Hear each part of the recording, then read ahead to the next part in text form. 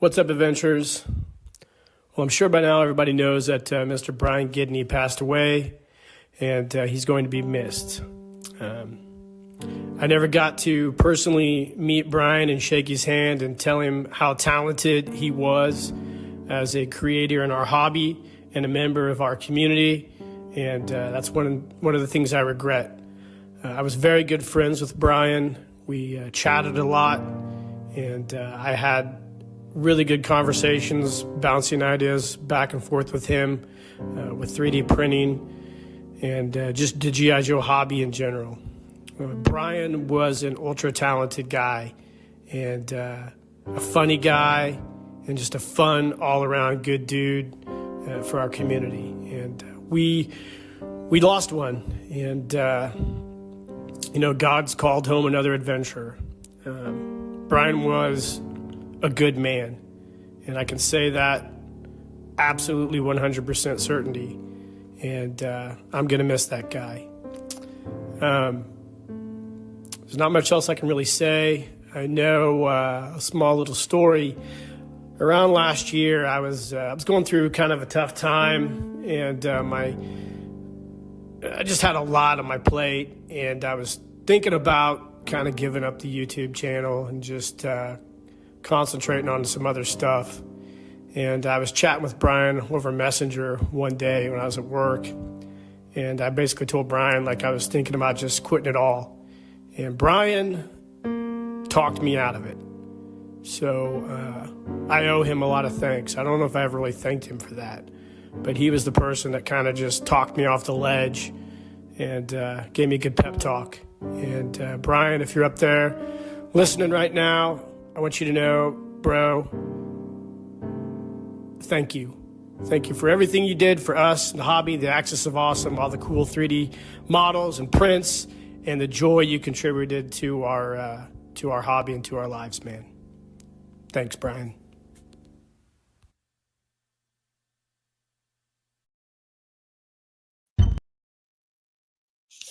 All right, guys, we had some technical difficulties. Let's get the show rolling.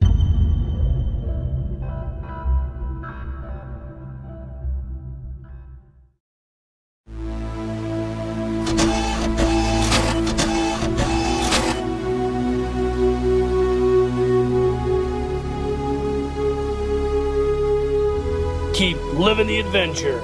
Axis of Awesome.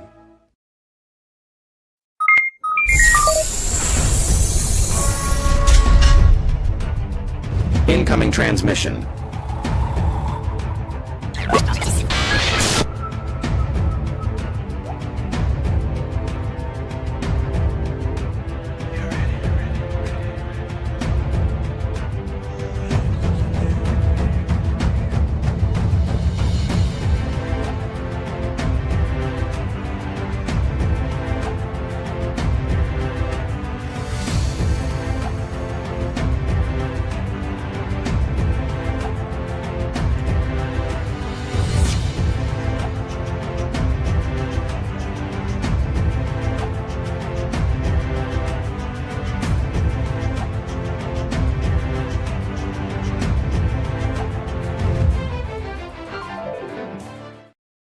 What's up, adventurers? Welcome to another Who's in the Shop Live. We had some technical difficulties earlier, but my guest is finally here. You guys know him very well. He is part of the trifecta of the Paul Knapp Show and one of the coolest dudes around who has a broad, when I say broad, I mean broad interest in all types of toys, and that is Mr. Rick Bradshaw. Hey. Hey, buddy, what's up? I almost didn't make it. My computer was acting up. I don't know. You know, it wouldn't be a live stream for me if we didn't have some kind of technical glitch. And the funniest thing is I did a tribute to Brian like 2 days ago, and I misspelled his name, and he would be laughing right now because I think I do that more than anything in my life is I misspell everything and my people's names. I'm terrible at spelling.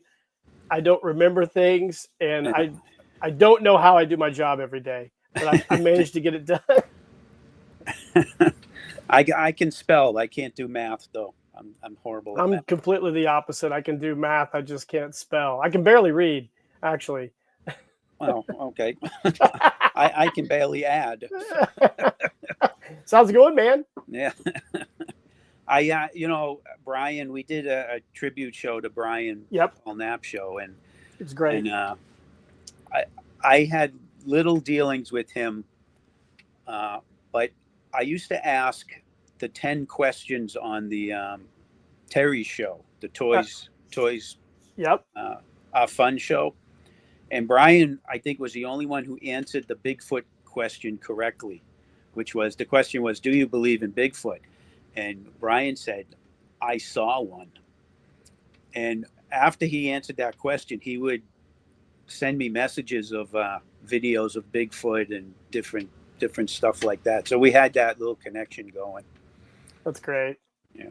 Yeah, he was a great dude. He was wicked talented. Like, he just picked up that 3D printing and was just like that. He went from like basic modeling to like heads, 3D scanning. I had a whole thread one day with him on Messenger talking about 3D scanning, because I thought about buying a 3D scanner, and he had so much knowledge on that. I actually did not buy a 3D scanner because it was too overwhelming for me.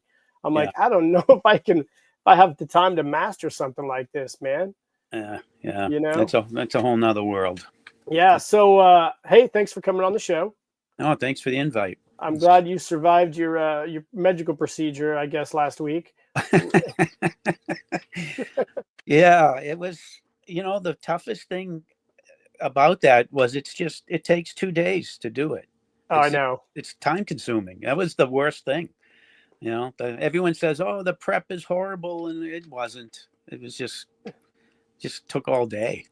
Yeah. The prep. Yeah. My wife had one last year, I think, early last year. And I remember all the prep work for that. I'm like, it's all you, not me. But it was just like drinking too much lemonade, because you just drink, you mix up the Marilax and Gatorade, and then you drink a whole bunch of it, and it's like, oh, but it really wasn't bad. You were hydrated when it was all said and done. Well, no. no, you're and dehydrated. Matter of fact, when I was being discharged after the procedure, the nurse said, make sure you hydrate, because everything you drank came out. I was like, okay. I'm due for one of those sometime. I don't know when. Probably maybe this year. Just do it. I put it off for a long time. And did you? Just do it, because it's nothing. And then they, and if there is something going on, you want them to catch it, early. You want to catch them early. Yeah. How old are you?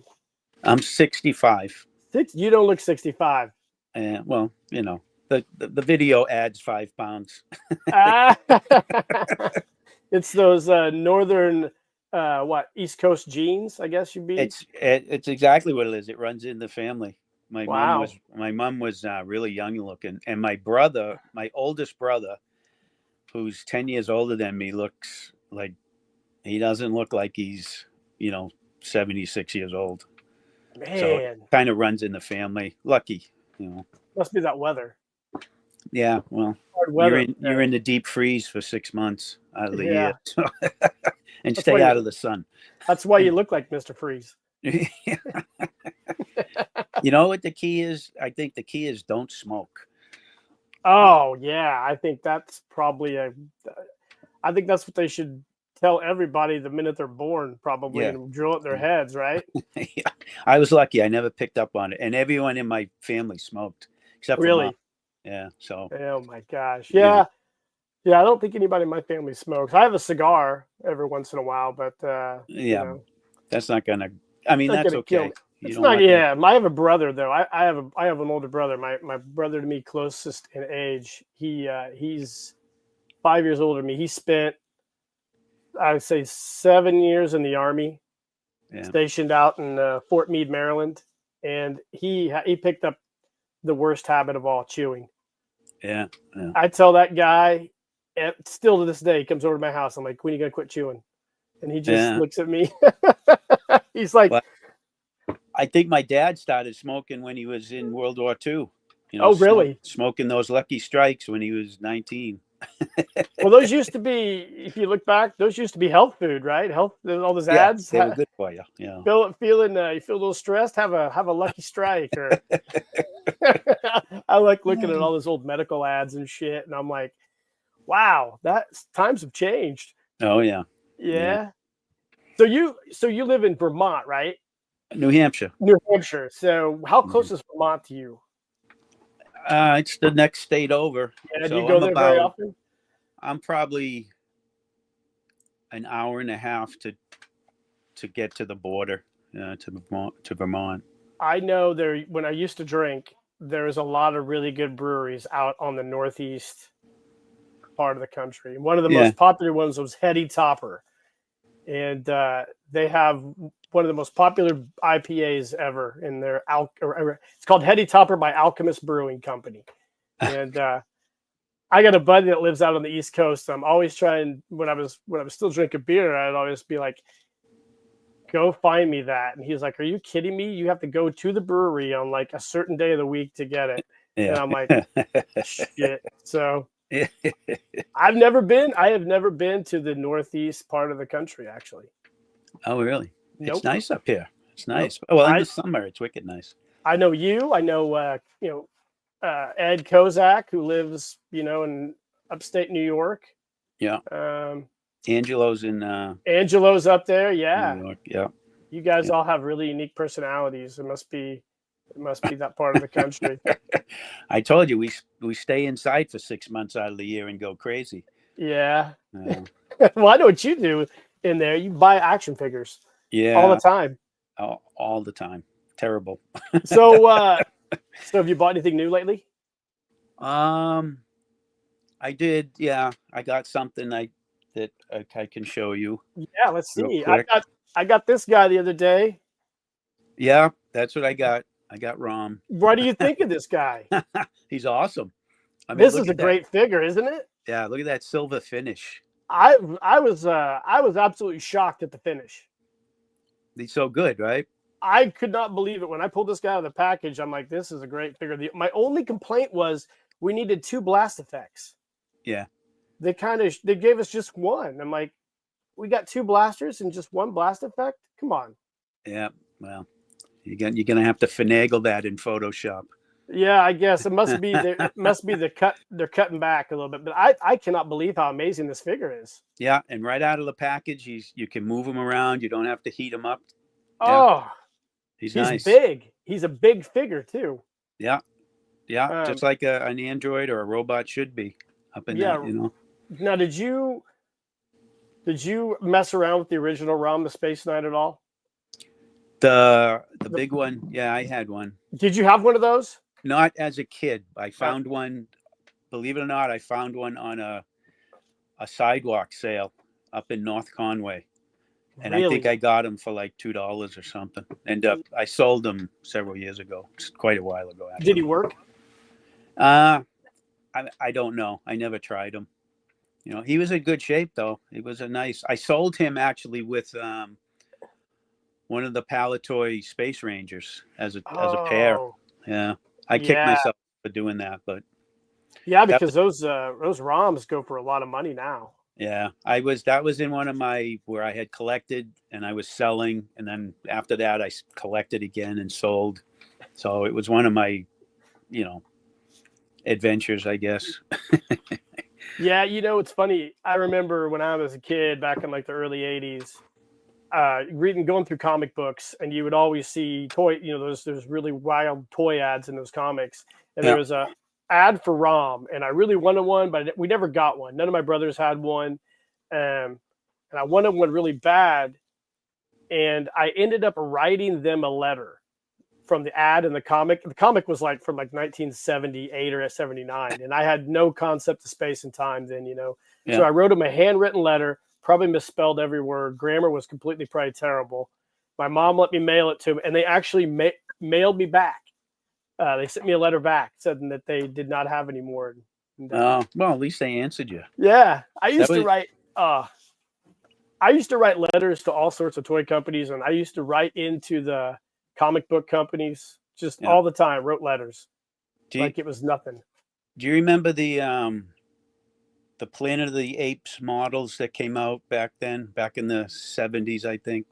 They were by a company called Adar, Addar, No. and they did General Ursus and Cornelius and Zaius. And they're, you can find them on eBay. I think they even did reissues. So I love these models so much that I wrote the company and I said, these are great. I forget how old I was. But these are awesome. They're just so great. I hope you keep making them. And the president of the company wrote me back a letter. And, it was typed out and he had signed it, saying, oh, thanks. We appreciate your attention or whatever. And I kept that letter forever. And then a mouse used it to make a nest. And that was the end of the letter. Oh my gosh, dude. So did you have all those models? I didn't get all of them. I had most of them. And as a matter of fact, I still have one of them From your childhood? from the 70s. Yeah. From when Wow. it had to be early 70s because I wasn't in high school yet when I was making them. So yeah, I managed to keep one. And do you remember the Aurora Monster I do. kits? Yes. And when they first were released, they were in the long boxes. And then they re-released them in the square boxes. And that's when I was old enough to make them. So I bought all of them. I remember trying to figure out how the hell I was going to get money to buy these things. And I have all of them but 2 left. I still have them. You still have them. The 2 I'm missing are Frankenstein and the Werewolf because I put them in a hobby shop in one of the malls. I let them put it on display. And one time I went back to get them and the hobby shop was gone. Along with my 2 models. Whoa, that's a wild story. That sucked. That was horrible. Oh, I run into, there's 2 antique malls in a little town. Well, it's not little. Terre Haute, Indiana, which is like 20 minutes from me. And there's 2 antique malls that we go to every once in a while just to kind of look for stuff. And they have a case of those Aurora model kits built. Yeah. And they want a lot of money for those that are built and painted by somebody else. Yeah. Yeah. If they're the original issue, yeah, they're sought after. Even the second issues, but yeah. And then of course they've been reproduced several times, I think. Speaking of monsters, have you seen the new Howling 1/12 figure, the werewolf? I looked at it and I think I watched one video on it and I decided to pass. There was something about it just didn't hit me right. So it looks top heavy. Yeah, most of those Wolfman, werewolf models are, I have a Rougarou, okay, which is the Louisiana werewolf made by Creature Replica. I remember those. Yeah, and you can still get those directly from Creature Replica. You don't have to pay crazy prices on eBay. And that's one of the best werewolf figures I've seen, So I was like, hey, I'll stick with that one. I can pass on the Howling. Yeah. I think how much is it? Is it like it's 80, I think. Yeah. It might be 80. Yeah. The prices are really getting kind of out of control. Well, never mind the tariffs. The prices are just crazy. Yeah, and it's pretty wild that you bring that up because you and I both are big G.I. Joe collectors. I think that's how I kind of met you, was on several years ago on Facebook. We were in the same G.I. Joe groups. Yeah. You would post a lot of figures, and then we all kind of just started commenting on each other's stuff. And you'd probably been on there years before I was on there, because I was kind of new to Facebook at the time. Yeah, so and yeah, and I remember when you would buy a G.I. Joe, it was like $25, and then the prices would start to slowly go up, creep up. And now with these action figure prices, like you said, even without the tariff stuff, the prices seem to be slowly creeping. Like I'm pretty sure, like I think this was $24.95 probably Yeah. with shipping. This will probably be next year, probably a $35 figure, I imagine. Yeah. Yep. Yeah. And it's just wild that it's so small. There's so much less plastic in it, and I mean, I don't know. I don't know how people are gonna really afford to keep buying like all the stuff. They're not going to be able to. That's the problem. Yeah.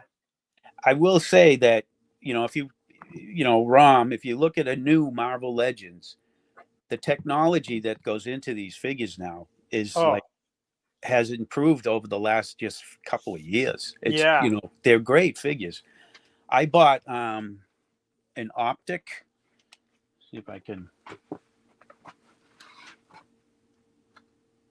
So, this one, right? Optic. Yeah. Is that big? Is that Boss Fight or is that No, Oh, that's Marvel. That's a Marvel Legends, this is right? Marvel Oh, okay. Legends, right? Yeah. And Okay. I got Okay. them for wicked cheap on Amazon. And when I got them, I realized how the technology has changed. Because this guy's like 4 years old. He came out Yeah. 5 years old, 5 years ago. And it's like the way the joints are and everything. There's such a difference, that, okay, $25 a Marvel Legend. I can live with that. But Yeah. what are they doing now? Here comes the Maximum series, Spider-Man and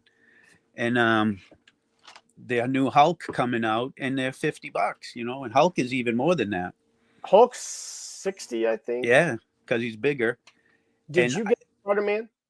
I ordered him, I pre-ordered him, and I canceled it because I like Spider-Man. He's cool, but I never photograph him. I never, I've got some Spider-Man. I never use them, So I said, I think I'll just pass. I don't, if I'm not going to use the figure, there's no reason to get it, But he looked pretty cool, Some people say he's not worth the $50. Yeah. But I don't know. Yeah. I don't know. I go back and forth on all that too. With like you, I'm like, you'd have to you have to have them in hand to see and make your own decision, Yeah. I don't really get into the 112 because I got too much other stuff I collect. Now I do buy it for my son. He does like the Marvel Legends figures. He likes specifically the Iron Man figures. Yep. And we have several of those, and I've looked at them. I'm like, you're right. The tooling has changed on those in just the last 5 years. And I just got him, oh boy, Ultimate Iron Man, which he hasn't opened yet. It was with this series here.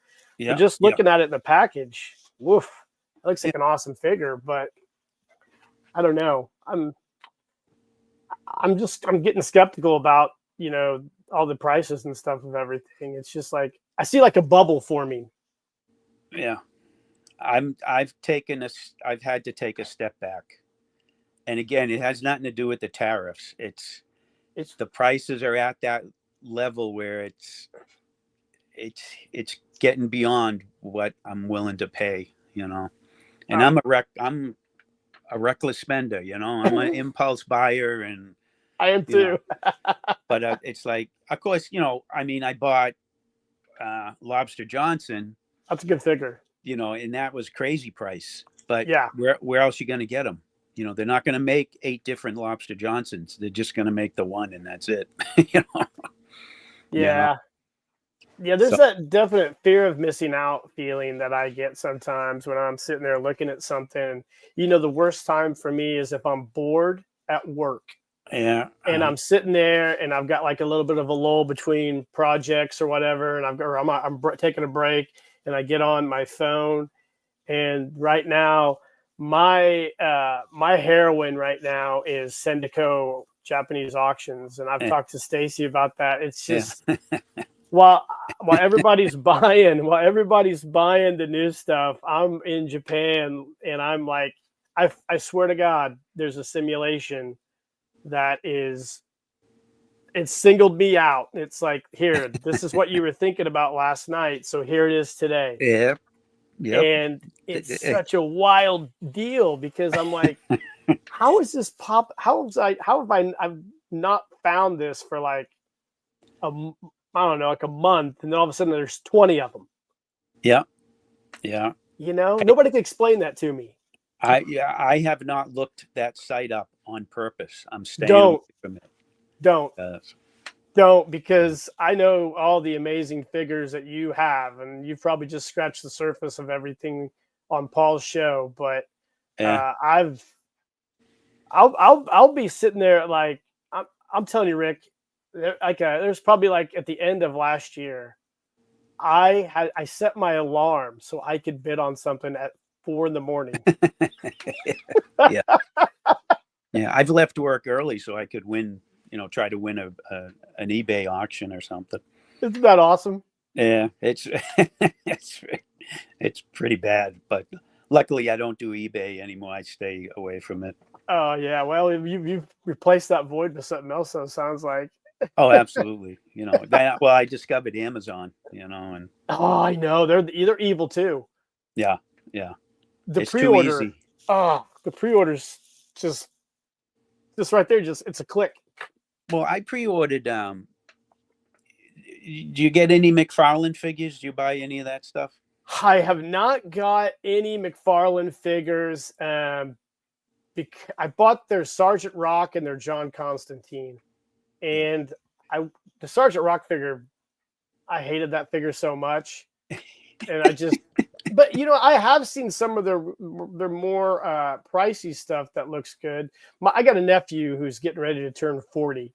He's 10 years younger than me, and he's a huge Batman '89 fan. So I pre-ordered him the Batman '89 McFarlane figure. Yeah. It's come out in May, and I'm having it sent. He has no clue.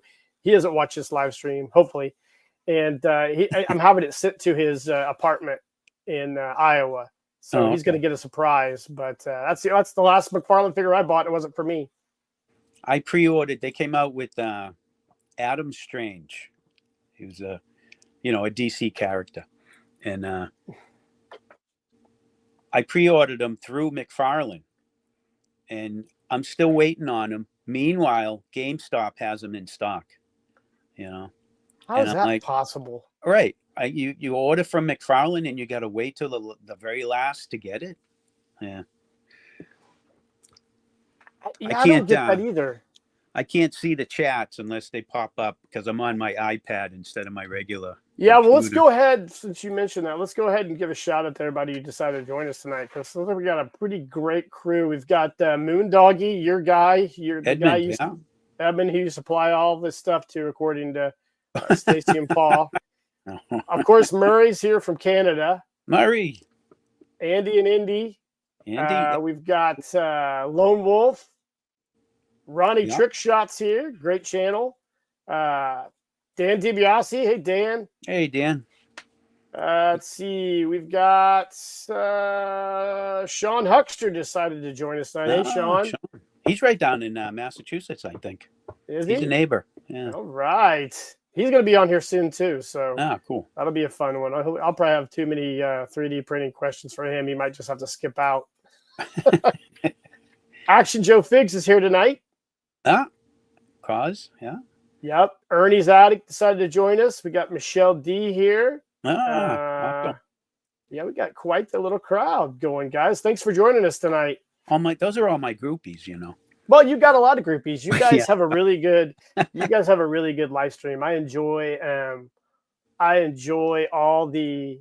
I enjoy the way all three of you guys interact on there. It's super fun, and especially when Paul has the technical difficulties and he has to overcome them, and you guys are giving him shit the whole time. It's a really interesting group of people, and I love it. I was surprised we hit it off, and because Paul was deciding to maybe give up his channel. He wasn't. I know. And me and Stacy contacted him and said, "Hey, we'll help you out. He was having trouble getting panel members because people are busy. Especially those guys that were on there are all 3D printers and they got projects going and all kinds of stuff." Second Marlowe, what town are you in? I'm up in New Hampshire because I think that's Huckster. I think he's down in Mass. Or used to be. I thought he was down in Mass. I'm up in just over the border in New Hampshire. But yeah, we just started doing the show and just having fun. I was still doing the show with Terry at the time, and then we know what happened with poor Terry, and Yeah, so I love doing that show. That was a you guys blast. had a good time on that show. Yeah, that was another surprise that we kind of hit it off. Yeah, Hudson. That's what I thought. Hudson, Mass. Yeah. So how did you guys start Terry's show? Because I know Terry, I talked to Terry, briefly on Messenger and stuff and about doing YouTube, and he was asking me questions, and I said, Yeah. man, I wing it. I told him, I said, I got no plan. I have zero plan.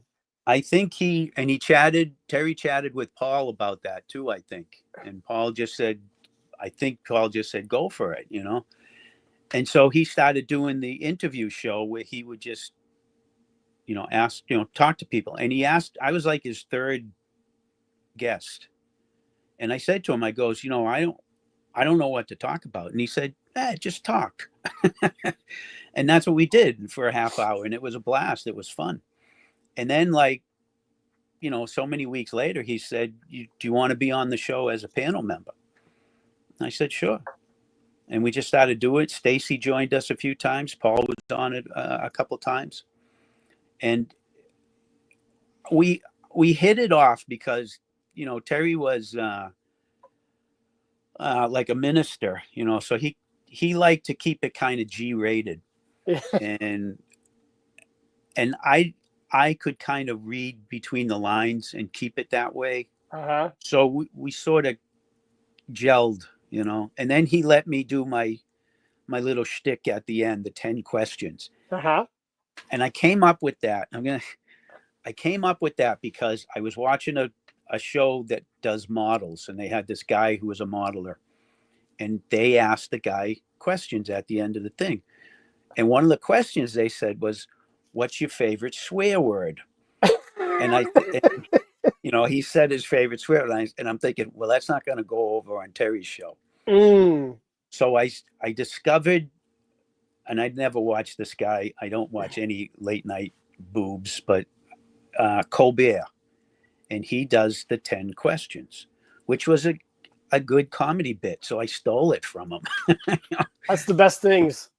And I think I modified a couple of questions, but that's how I got it. And it was our kind of, everyone who responded, all the guests had a good time, Yeah, I remember sitting on the front porch, drinking a beer while my son played in the yard. My wife read a book, watching you guys on the live stream, watching Terry's show, because you guys would be on. Oh, what nights were you guys on? Tuesdays at 7:00. I think. Yeah. And it was in the summer, I think, and I was watching, and it was a little bit of a shock when he passed away, because it was like, it's kind of like Brian. It was just like, I didn't know, and then people start reaching out to each other, and then I saw you guys, and that's a tough one. That was totally unexpected. He was 77, so. Oh, really? Yeah, he was up there, and he was a busy guy. He did that show at 7:00, and then at 8:00 he did his ministry thing online too. So he, that's a long day, when you're 77 years old, Oh, Michelle, what's your favorite swear word? Is this a G-rated show? No, this is not a G-rated show. My life, I will tell you, Rick. Do you want to hear my favorite swear word? Sure. So I'd say it. I'll give. No, well. My son can repeat my favorite swear word. Your son? No, yeah, 100%. We had a. I won't say it, but we were on a grocery shopping trip probably about 2 years ago, and we had a discussion about context. And I told him, I said, context is probably one of the most important things when you're swearing. I said, because there's a time to swear, and there's a time probably when you shouldn't. We've had this discussion with him a lot of times, and he was like, well, Dad, when's a good time to use that word? I said, all right, if Mom and I are sitting here at the stoplight and there is an ambulance that's going through the intersection and a semi doesn't stop and hits it and sends the ambulance shooting 300 feet into the air, then you can say that word. He's like, oh, and then he just says the word because I described the scenario to him, and he says the word, so. Yeah. The first time I said that word, my mother tied me to a chair and washed my mouth out with soap. Yeah. Literally. Oh, man. Yeah. I'll never forget that. I can tell you, I swear a lot in my real life. Not my it's a struggle for me on YouTube sometimes to not cuss. I worked in construction for like 6 years, and um and then my dad worked in construction for, you know, 37 years, and I never got to cuss in front of him. If we cussed in front of him, it was, you know, lights out, you know. Yeah. Yeah. And I remember the first time I graduated from college, and we were doing something in the backyard, and I just gotten a tattoo, and he didn't know what to say, and he asked me like, why did you get that tattoo? And I said, because I effing wanted to. And that's the first time I used the F word in front of him. I was 23 years old, and then now I mean, it's just him and I Yeah. go. My dad's 84, and we go do stuff Oh, together, wow. and it's every other word out of our mouth is we're potty mouth. I probably used to be worse than I am. I try to. It depends on who I'm around, Me you too. know. Especially if there's little kids or Yeah, women, I try to be good. yeah. I think a lot of my son's parents probably did think I'm introverted, which I'm not. I'm extremely extroverted. But when I get around people, I just don't talk. I let my wife That's talk, how and I she's am. Yeah. yeah. I'm just like, I'm not gonna say anything Yeah. because I'll probably end up regretting some stuff. Yes. you, Yes. you know how Well, it goes. yes. Jeez. So Yeah. I was gonna ask you, man, as far as the GI Joe hobby, I know you're doing the action figure stuff, and I know that you show stuff every once in a while. But are you still really into the 1/6 scale stuff, or are you just all over the place now? Uh, I've transitioned more towards. I don't want to say a certain scale because I'll buy 112, I'll buy 19, I'll buy 118. It's just I've gotten away from the 16. It's more.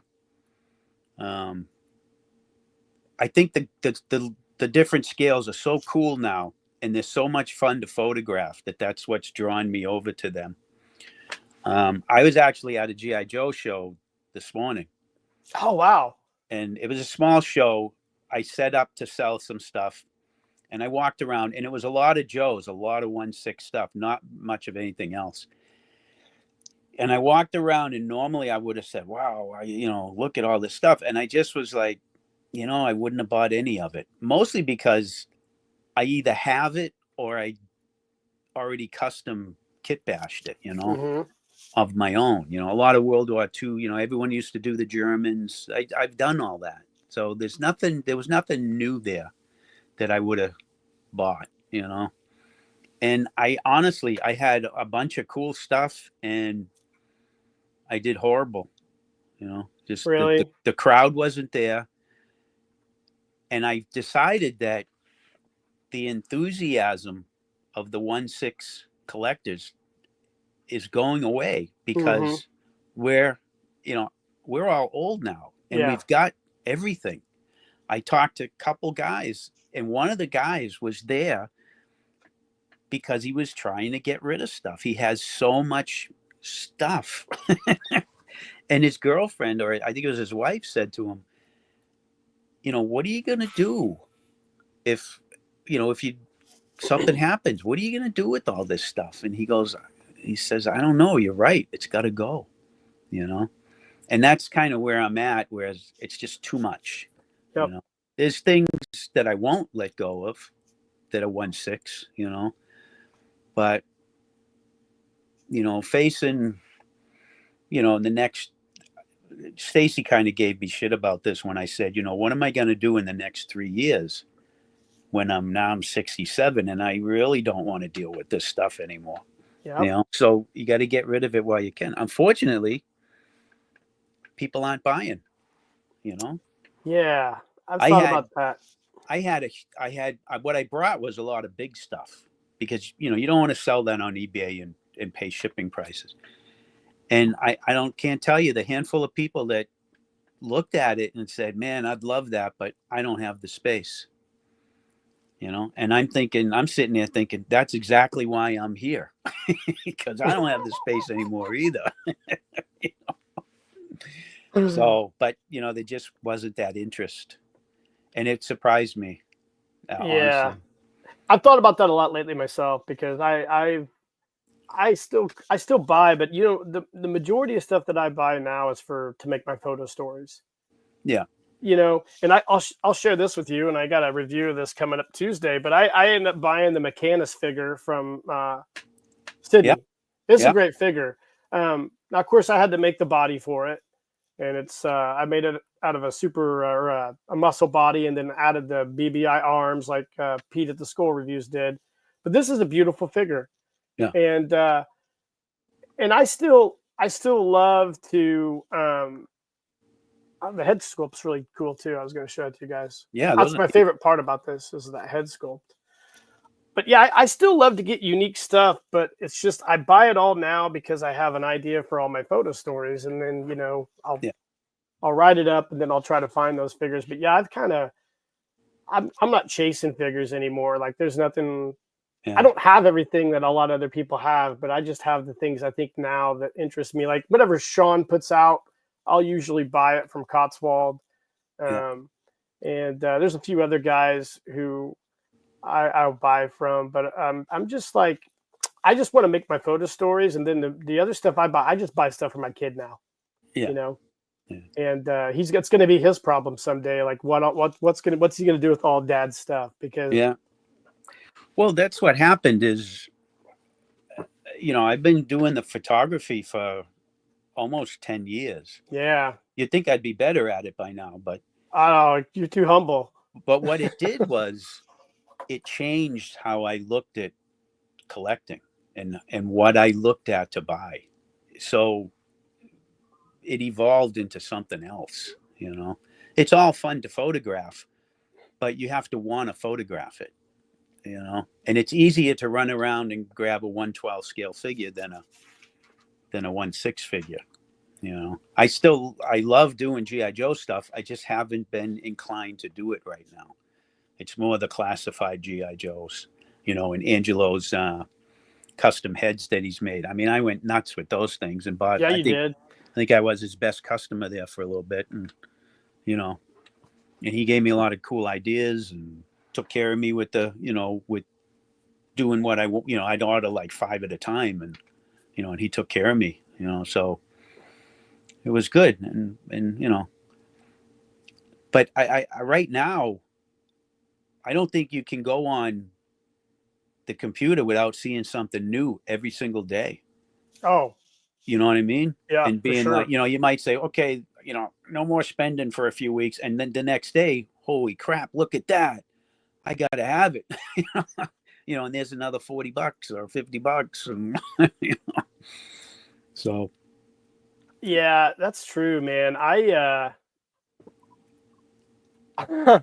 Especially with social media. Social media is kind of one of the worst things when it comes to those yeah, figures because they got Hasbro's doing a live stream to debut figures and to show them off, and they've got Transformers live streams, GI Joe live streams, Marvel Legends live streams, and it's just like a nonstop cycle of new products. And then you have all the indie toy companies like Boss Fight who make really cool figures too, yep, yep, and you just and then Mezco, and it's just like wow, it is overwhelming because yeah, you can get caught up in wanting to have all of it, and that's a hard. I know some people who just buy everything, and I'm just like, God damn, I can't believe how much stuff you guys are buying, and it's wild. It's a really unique time to be a toy collector. I think it's really weird.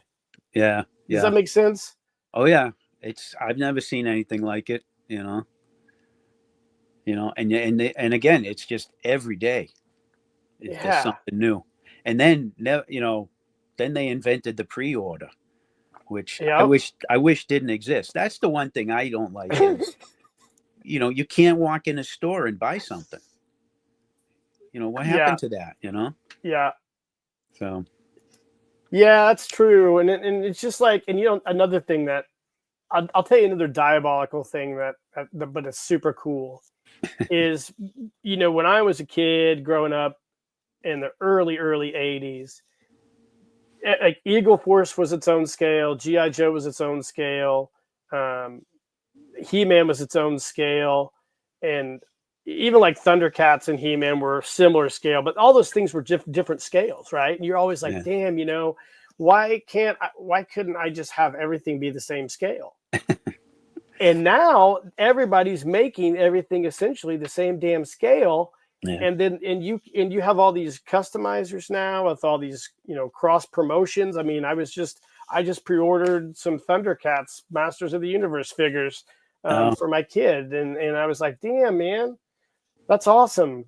But like, why couldn't I have that shit when I was a kid? I mean, like, it's just like, it's wild. And I'll tell you right now, we talk about like Rom the Space Knight, and licensing and all the things that Hasbro's doing. And you're like, Hasbro's letting Mattel make Hot Wheels GI Joe vehicles and Mega Construx vehicles. And what's next is Mattel gonna let Hasbro make a certain I got my Pulsar out, just in honor of you tonight. And how about a really cool 1/12 Pulsar figure done by Hasbro? Or a Major Matt Mason figure or whatever. Wouldn't that be wild? I'm surprised Matt Mason hasn't showed up yet. Yeah. Give him time. I mean, we got DC, McFarlane supposedly lost the DC license and it's going over to Mattel. Right. So we'll see what happens. I like McFarlane stuff. It's not perfect, but I like it. And I hate to see him lose it. But something else will happen. It's not a total negative thing. He'll come up with something else. And, he has a Marvel license now where he's doing like statues and stuff of his famous comic book covers. Yeah. Who knows? Yeah. Maybe they'll let him do Marvel figures in McFarlane style. Just they probably will. And then, you have to buy all the same characters again, but because they're an inch taller and a little different sculpting. Everybody will. That's it. Yes, they will. And they'll complain about it the whole time, but they'll still buy it. So have you bought any of the 1/12 Mego G.I. Joe figures, or Mezco G.I. Joe figures? No. You have it? No. I was curious. I have several Mezco, but I didn't. I never was a Ra fan, I guess, Real American Heroes. Mm-hmm. But I loved when I saw the promos for the classified Joes, and everybody, I'm telling you, everyone on Facebook was like, oh, those are horrible. They're going to suck. And they were great.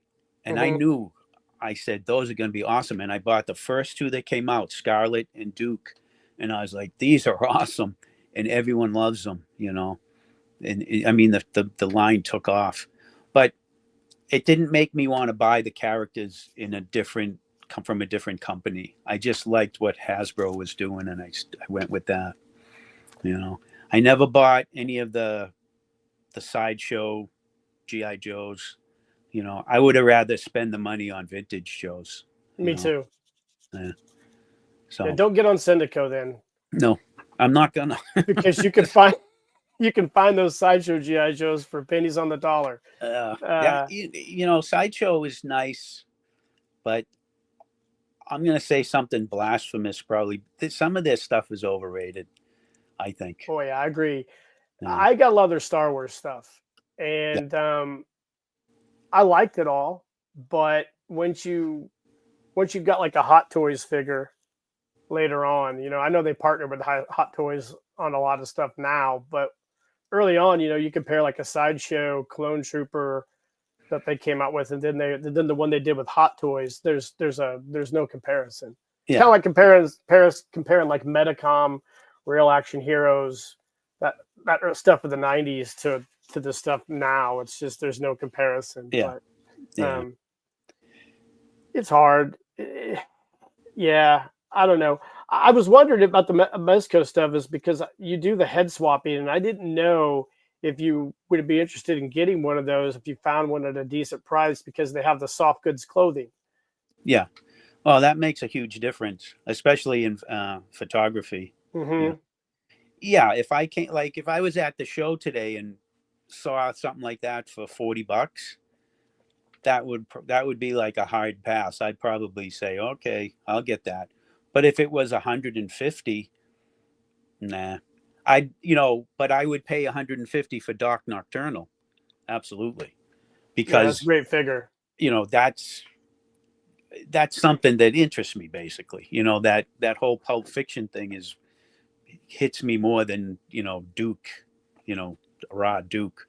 Because I was totally out of it when the 3 3/4 guys came in. I Mm-hmm. remember looking at one when my mother, my mother had one because one of the nephews, and she said, "Rick, look what they did to GI Joe," and we laughed about it, and who knew, and it wasn't until after that I probably started collecting, really started collecting and figuring out I could get all my Joes back that I sold at the friggin' flea market for nothing.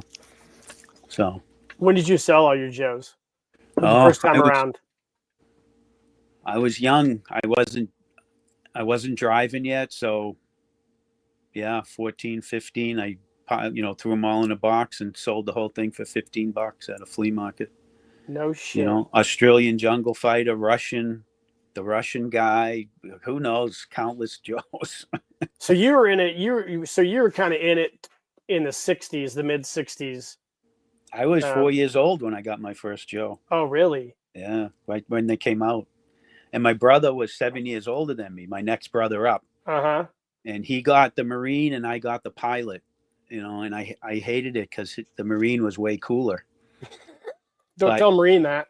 You give him a big head.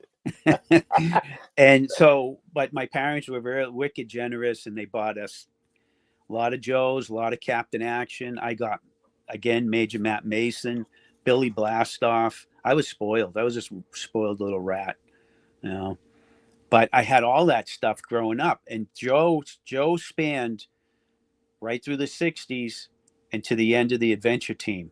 Yep. And when Mike Powers showed up and those guys, I wasn't doing it anymore. I had gotten away from toys and was looking at other things. Yep. So, and even back then, I knew the quality was going south, and then they came out with Super Joe, and it was, so it was, I don't know. Then there was high school, and then getting a first job or something, and then realizing that you could actually get these things at toy shows again, and going to toy shows and putting stuff together and finding things.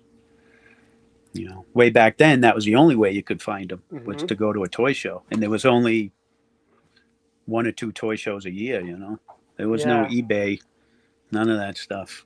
Yeah, so when eBay hit, what was that, 90? Was eBay's like 99 or 98 probably, somewhere around there, maybe 2000. Did you instantly get on eBay and start looking for stuff? What happened with that, my eBay story is, and somehow it was on the internet. It might have been in Facebook. Can't remember because I haven't been on Facebook that long. But I had made a custom Steve McQueen body. Now the head didn't look like Steve McQueen, but I did a character from the Sand Pebbles. And somehow someone messaged me and said, you can get custom Steve McQueen heads on eBay. And that was all she wrote. I was an eBay addict the next day, and it was horrible, So I bought, and then I became a seller, and then I got away from the selling, and I kept buying. And when I tried to get back into selling, which was only like a year or two ago, I wanted to put something up for $40, buy it now. And they said, no, you can't do that. You have to put it up for a 99-cent auction. And I was like, I don't want to do that. And they said, well, that's what you have to do. And I said, well, I'm not doing it. And I never ventured back in. And I have, my feedback is like 3,000 or something. Mm-hmm. And I'm like, dudes, I used to sell all the time. Why are you putting restrictions on me? But, that was years ago, so that doesn't count, I guess. Yeah, Evil Bay. There's a reason why everybody calls him Evil Bay. Yeah, yeah. And I Yeah, thought about Etsy, and then I I just did said, you know too. what? It's these days there's too many horror stories, and I got screwed a few times on eBay, and I just said, yeah, I think I'm just gonna pass. I don't need it. Yeah, I don't like to mess with eBay much. I do. I sell some of my wacky customs on there and stuff, but I don't like it. It's like, it's kind of like some kind of dystopian world where you just see all the fees they take and all the other bullshit you got to deal with. And like you said, with people, you know, I made a few years back, I made one of my big, huge 15-inch tall Yeti figures. I did it for one of my photo stories, and I Yeah. decided to try to sell it on eBay. And a guy bought it in Florida, and I mailed it to him. I mailed it, packed it beautifully, mailed it, and it was one of those times where the postal service. I don't know. Whenever you mail, I don't know if you've ever mailed anything to Florida, but you mail shit to Florida, it's like it hits a black hole and then goes through a space-time warp, Yep. comes out 3, 4, 5 dimensions, and then it'll end up in Florida miraculously Yeah. 2 weeks after it was supposed to arrive. Yep. So it's funny. I sold this. It never made it there. Okay. So I decided, out of the goodness of my heart, to refund the guy on eBay. I sold it for like $250. Oh wow. I think it was like, yeah, $250, I think. Something like that. And I refunded him, and I never heard back from him. I said, well, if you get it, let me know. I never heard back from him. Wow. So my wife and I were sitting there in our garage. I think it was on 4th of July, and my ass was still chapped over that. And she says, well, why don't you do you have the guy's name? I said, yeah. She's like, well, why don't you look him up on Facebook and just kind of look? And sure as shit, I looked that guy up on Facebook. He owned a toy shop in Florida, and on his Facebook banner was my Yeti. Oh.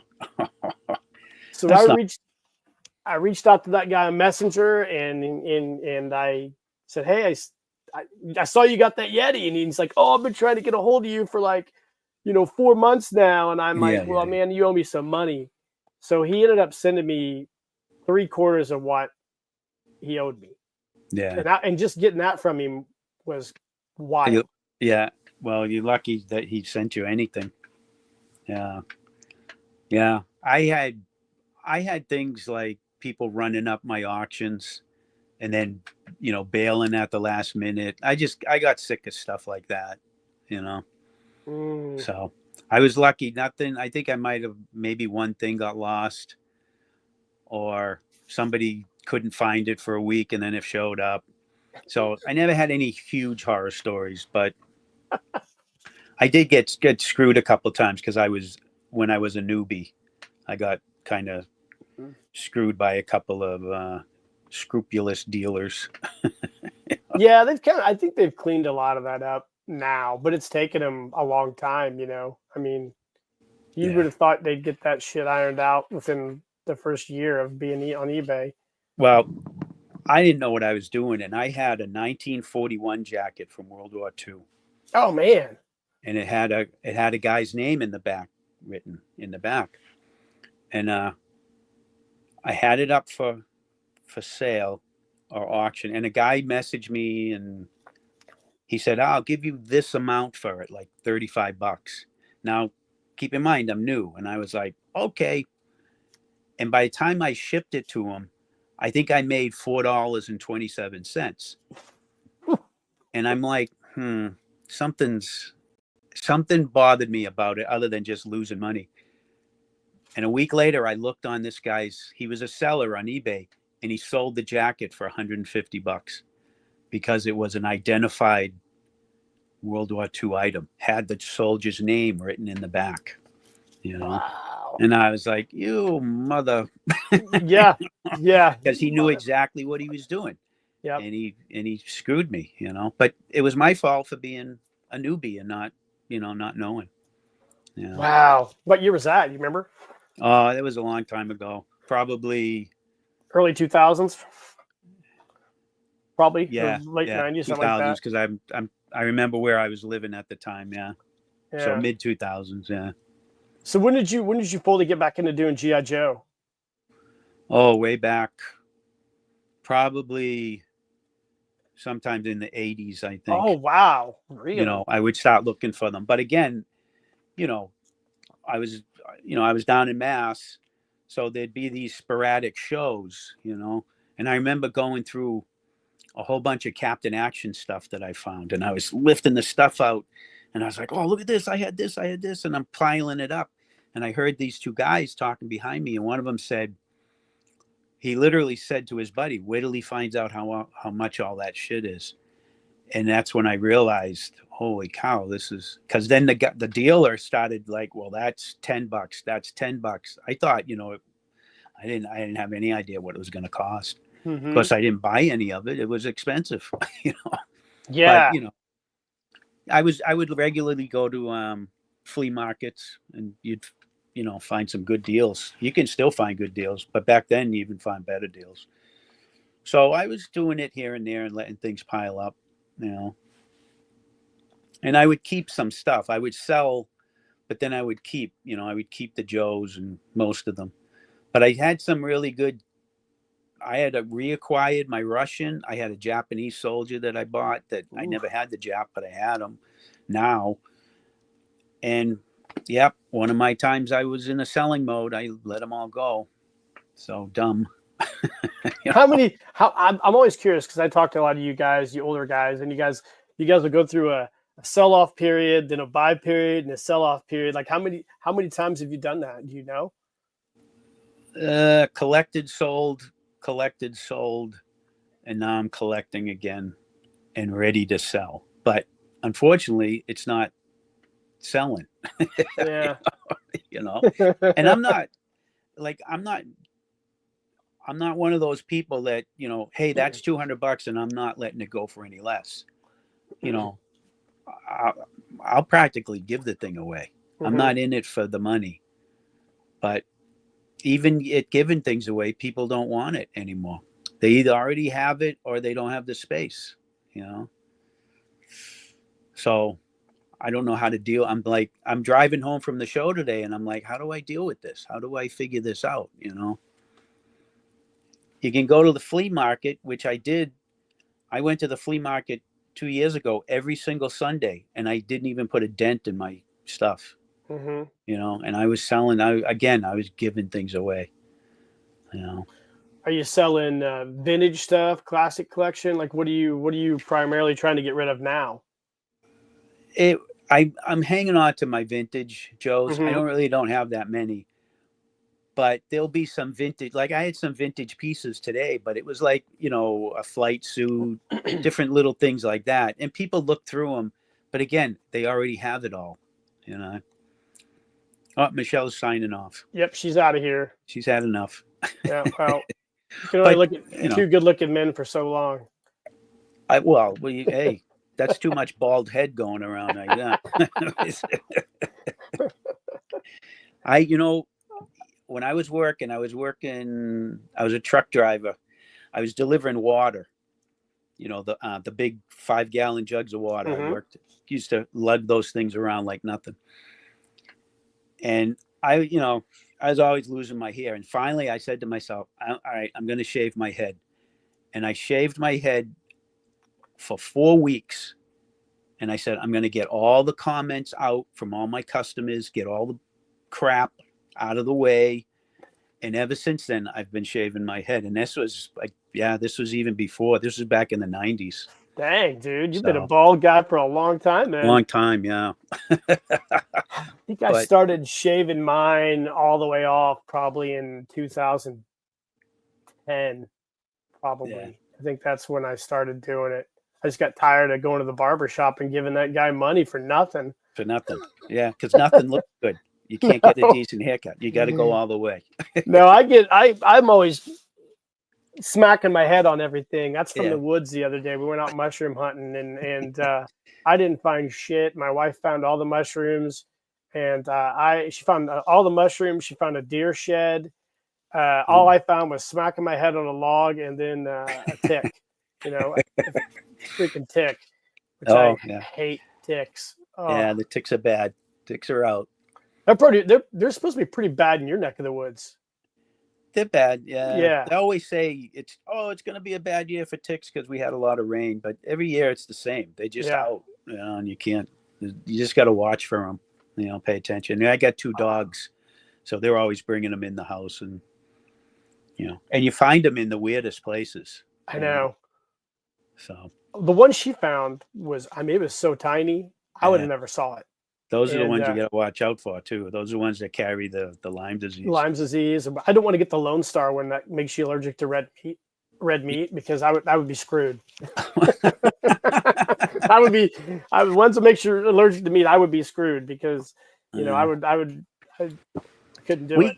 We got mostly they call them deer ticks. Yeah. So they're the big ones, or dog ticks or something. So, but still, you got to pay attention. My eyes are getting shitty too, so I can't. Yeah. It sucks. I used to go hiking all the time. I stay out of the woods now. I don't blame you. I got a couple more questions I want to ask you before we go. Absolutely. What's your favorite G.I. Joe of all time? Ultimately, it ended up being the Air Adventurer. Ooh. And the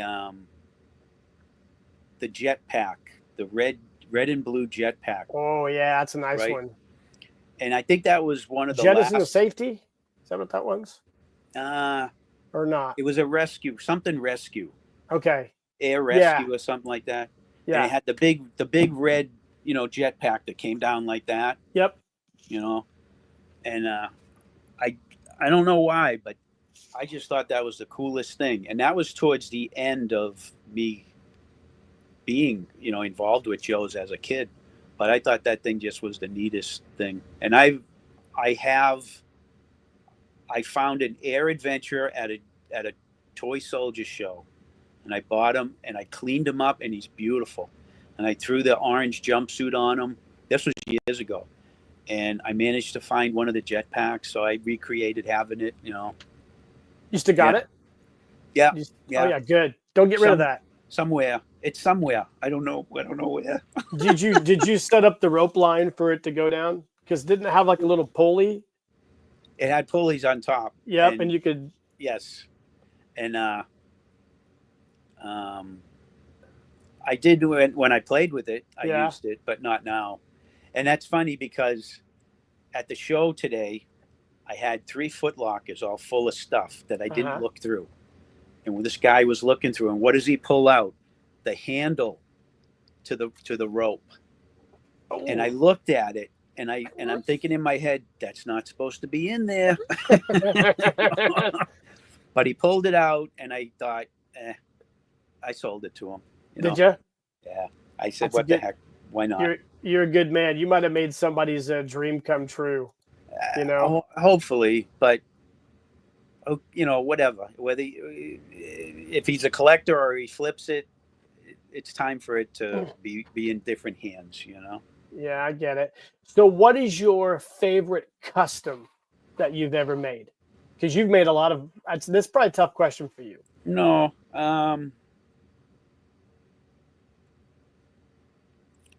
I would have to say, because it's not a G.I. Joe, is my Omega Man custom. Oh, wow. Do you know what the Omega Man is? Charlton Heston's. It was a Charlton Heston movie. It was a adaptation of that vampire novel, right? I Am Legend, yeah. I Am Legend, yeah.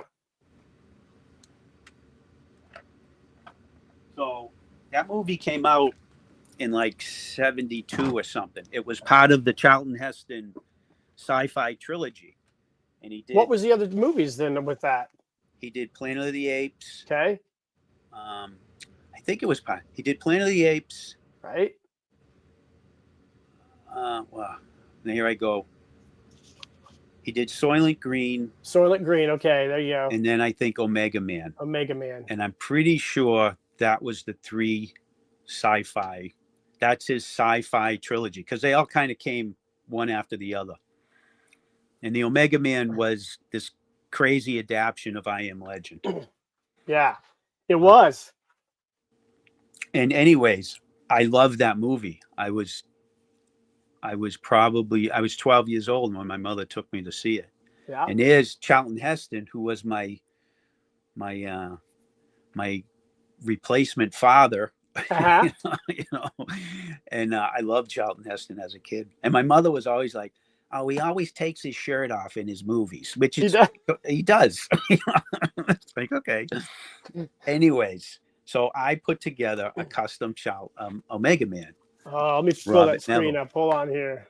Let's blow this thing up. There we go. Let's see if I can see it. Oh, that's beautiful. And he's missing one thing on his belt, but I custom made the belt. Put pieces together. The M76 was a tough one to find. This is actually the Hot Toys Joker M76. That cost you some money, didn't it? I did this years ago, and that gun cost me $25. I was getting ready to say $25 because I used to look at those on eBay. Yeah, and the hat is Captain Action. What was the guy's name? He was a pilot. Steve Canyon. Steve Canyon, yep. Because he has the scrambled eggs on the visor. And this is pretty much exactly what Heston wore in the movie.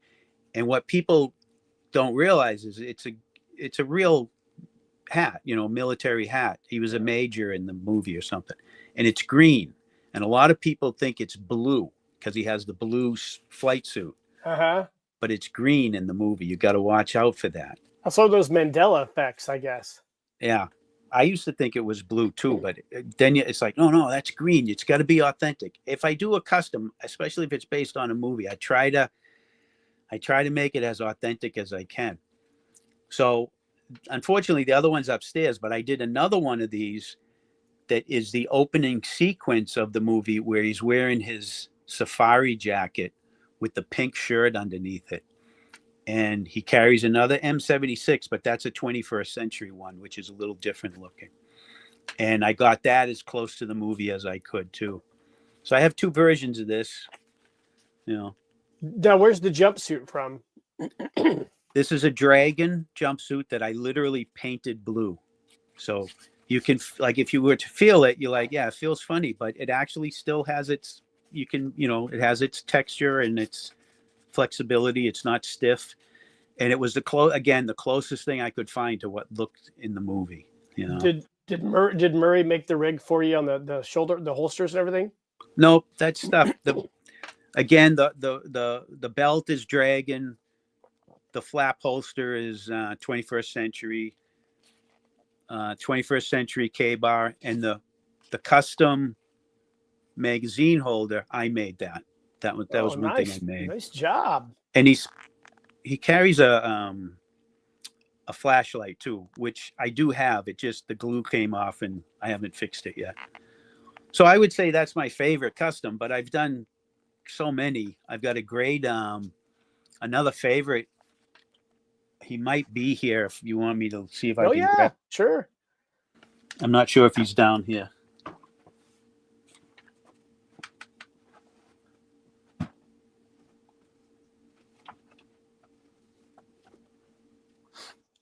This is one of my other favorites. And this is Paul Kersey from Death Wish 2. Okay, not from Death Wish. This is from Death Wish 2. Oh boy! When he becomes the Skid Row superhero, so to speak. And probably one of the best Bronson head sculpts. And they did this company called Brother Productions did a vigilante, and it came with two head sculpts. One was this one, and one was an older Bronson with gray hair.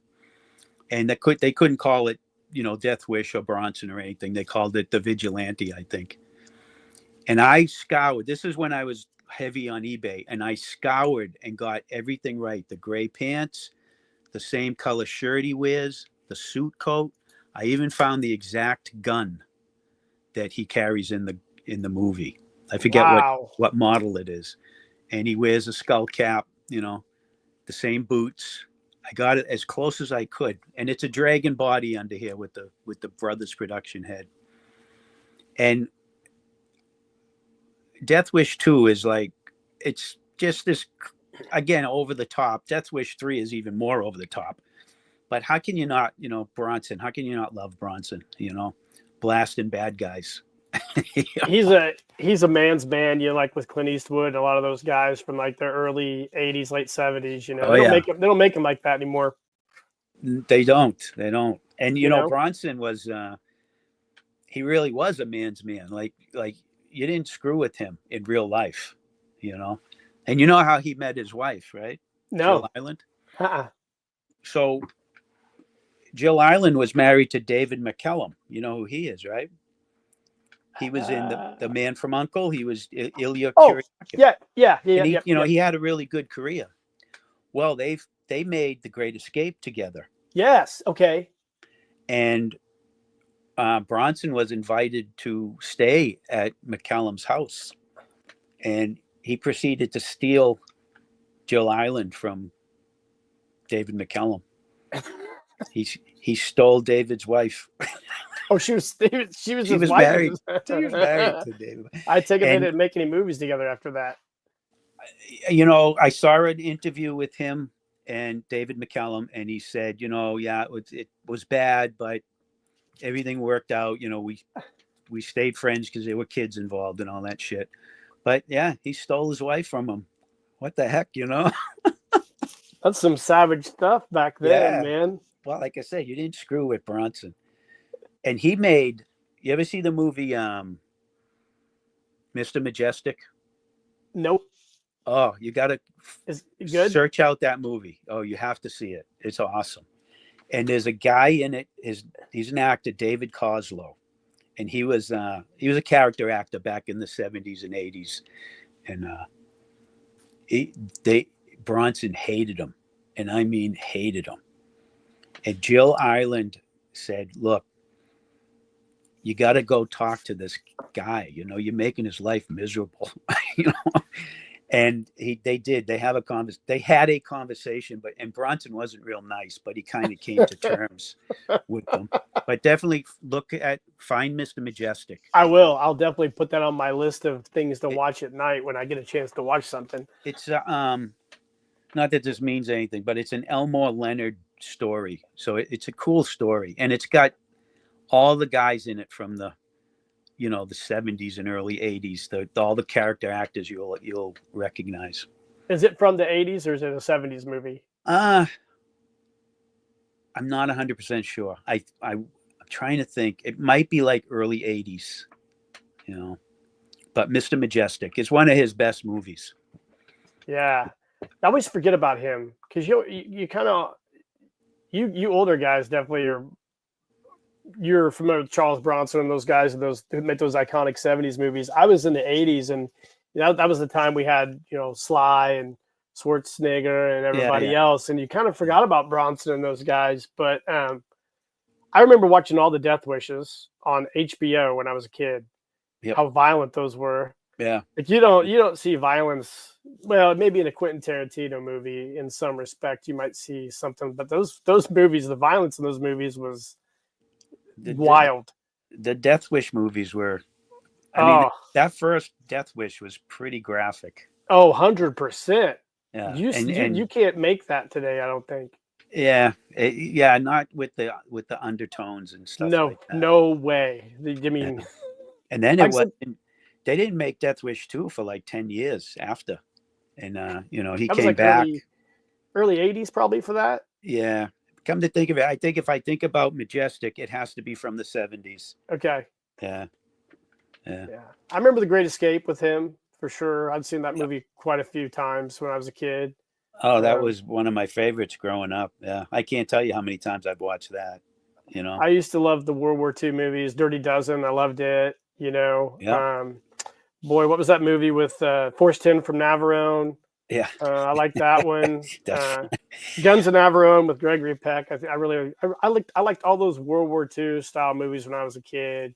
You you want know, to? I'll tell you a story how spoiled I was. This is how spoiled I was as a kid. Our very first color television, right? One of these big giant Zenith televisions. They bring it in, they hook it up, they hook it up in the living room, and the first thing that comes up on the TV is "Hell Is for Heroes," which is a black and white World War II movie. okay. And they wanted to change it to something that was in color, and I threw a friggin' fit and wouldn't let them. I'm a little kid, and I threw a fit and made them sit through "Hell Is for Heroes." And here's my poor dad, a World War II combat vet, watching. He's probably having PTS back there. You know, No shit. and I'm throwing a fit. So they should have whacked me and threw me in the closet or something. But they didn't. And here you are today, Yeah, collecting all these toys. throwing a fit. Look at you now. They're looking down on you right now, going, "Look at all that shit he's got." Yeah. Well, My yeah, God. we should have put a leash on that guy. Is World War II your favorite era of military Yeah, collecting? probably. Yeah. I don't necessarily know why, but yeah, there's that all that history there. Mm-hmm. And my dad was in it, and he was a combat vet. He saw action, Bronze Star, Purple Heart. He was in the 5th Division, and the 5th Division marched into Frankfurt. Wow. And I'll tell you a little piece of thing. He took a black date book, a little book, right, with the calendar in it and stuff, and he wrote a little diary in it. It was a German date book he took off of a soldier, and he wrote a diary in it. And you can read this, you can read these pages written by a 19-year-old kid in combat in World War II. Do you still have that? Yeah. And he talks about the 88s coming down. Oof. And so a couple of tough things he writes in there. Did you I saw Stacy's figure of his dad, which was really cool. Have you ever thought about making one of yours? I did stop making one. Did you? Good. Yeah. Because there's a picture of my dad. It was always at the house of him in his combat uniform. So he wore buckle top boots. He had a 45 on him. He carried a M1 carbine. And so I have the whole picture of what I can make of him. I have all the equipment just right.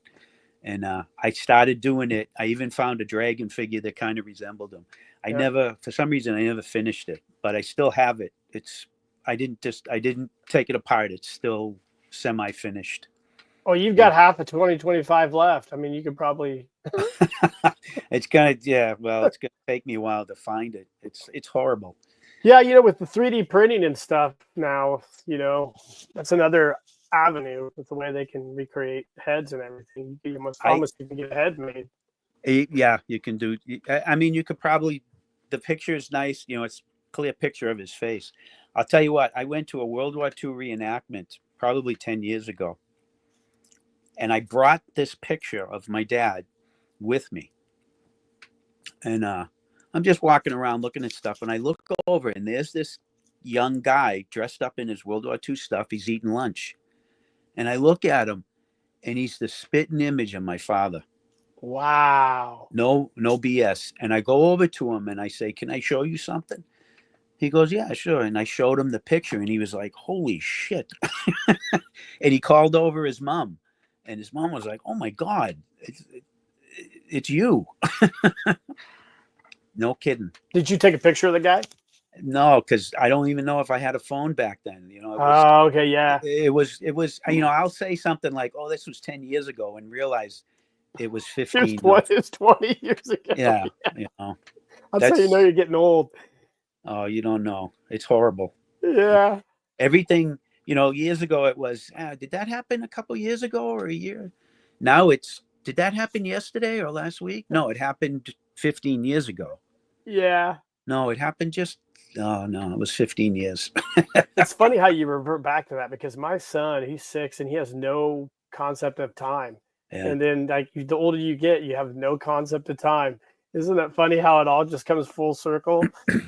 Yeah, it's scary. I'm the age I'm at. Some people will say, "Oh, you're not old," but you're up there. You're right on the crest of no return. You know. 65 that's a good age, man. I mean, you're doing I well. You look great for 65. I'm telling you, buddy. I didn't think you were 65. Well, I complain about it, but I'm thankful because I'm pretty healthy, You look and healthy. and I can do things, and yeah, I like to be an old curmudgeon and complain, and I would love to be young again, but I'm glad that I'm not dead.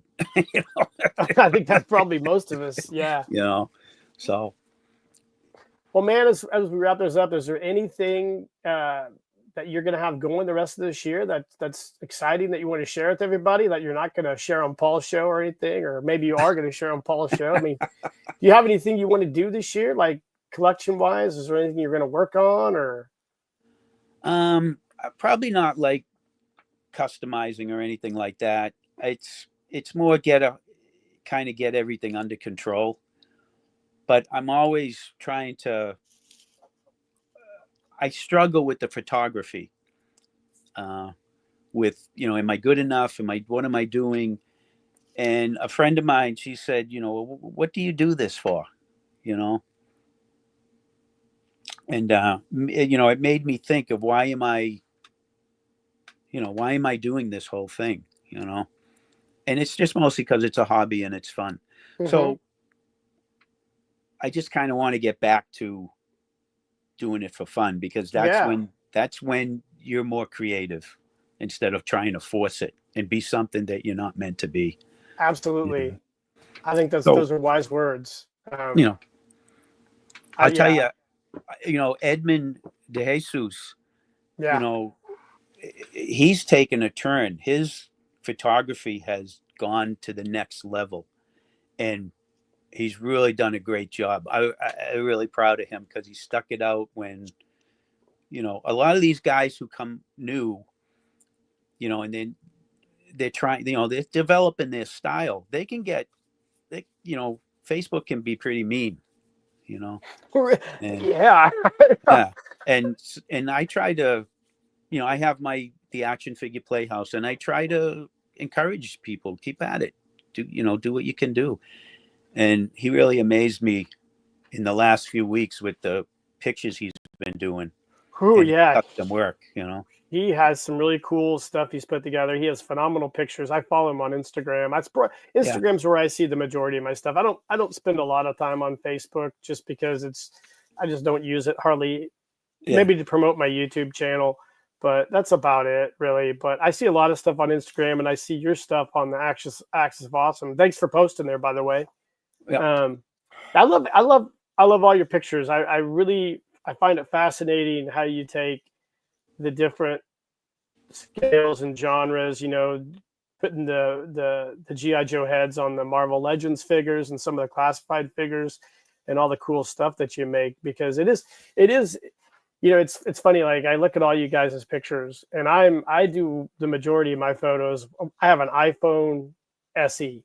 That's what I shoot all my photo stories on. Yeah. Because I'm so cheap that I don't want to use anything else. But I do see you guys' photos, and I get really inspired by some of the photos you guys take, because it gives me ideas for photo stories. So yeah, cool. That's all I use. I use my iPhone. Yeah, that's the best thing in the world, right? I mean, yeah, pretty much. If you can, it's funny because I've been using it for a long time, and again, the same friend who said, "What do you do this for?" actually gave me tips on how to use the phone, and I was like, I've been doing this for how many years, and I didn't even know this stuff. Yeah, I learned. I just learned on the fly, and you do some phenomenal pictures. I really think at some point in time you ought to bundle them all together and do a photo book or something. Yeah, everyone says that. Well, because I'm on Instagram now, so oh yeah, I've been throwing my stuff up there. I'll have to find you now.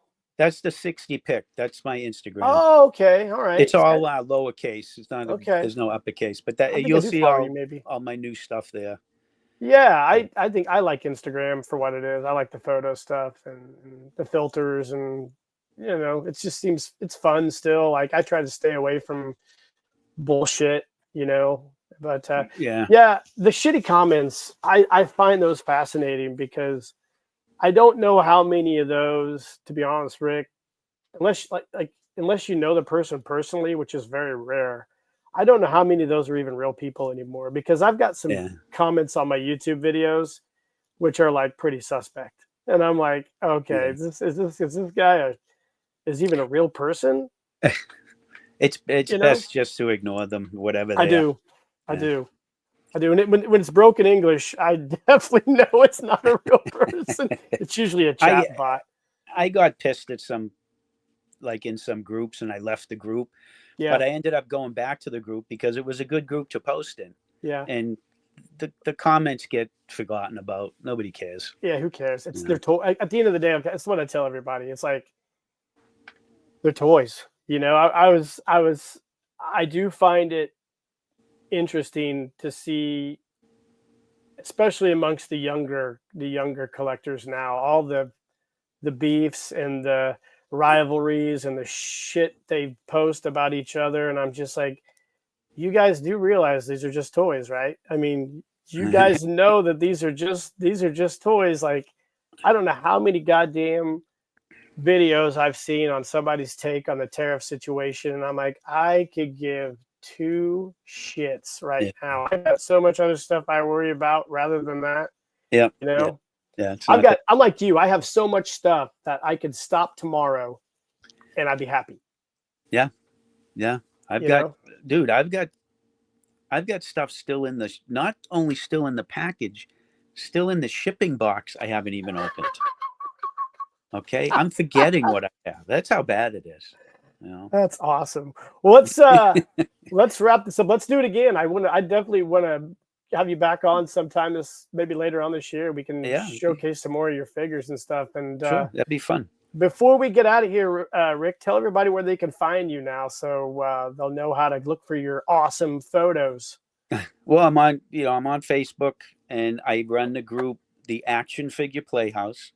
So I always, whatever I photograph, I put up there. I've got some great members in there, some great contributors. And I'm on Instagram, 60 pick, all lowercase. So you could look me up on there and peruse the pictures. That's about it. And your Facebook, and we can find you on Paul Knapp every Monday. Yeah, Paul Knapp's The Man Cave.